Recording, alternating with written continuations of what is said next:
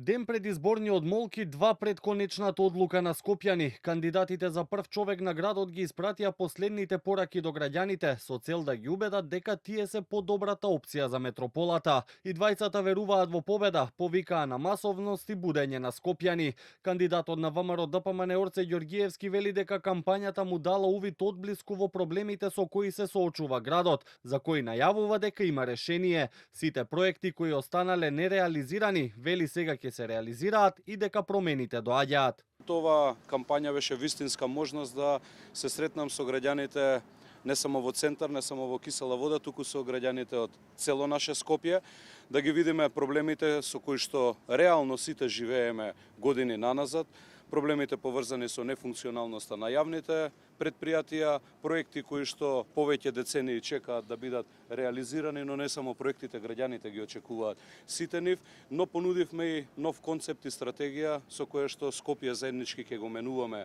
наредните 4 години. Јас сум среќен што Скопје е конечно будно, што скопјани се будни и се спремни за промени. Повикувам на масовна излезност во недела, на масовна референдумска излезност од нашите сограѓани, што е можно во поголем број да излезат, а од понеделник ги засукуваме ракавите и започнуваме со темелни промени на нашиот главен град. Кандидатот на Левица Амар Мециновиќ посочи дека освен борба за Скопје, ова е борба против, како што кажа, режимот на ВМРО ДПМН, а воедно најави и кривични пријави за обструкција и валка на кампања. Вели во понеделник ја преземе градската власт заедно со граѓаните и дека е време за нови политики по 35 години.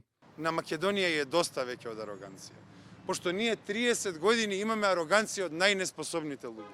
На нас најнеспособните луѓе ни се прават најпаметни 30 години.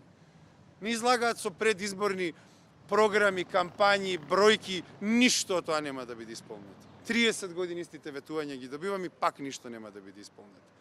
Така што нивната ароганција ги доведе до овде. Нивната ароганција е еден од процесите општествени кои впрочем ќе донесе до победа на друга опција. Апсолутно.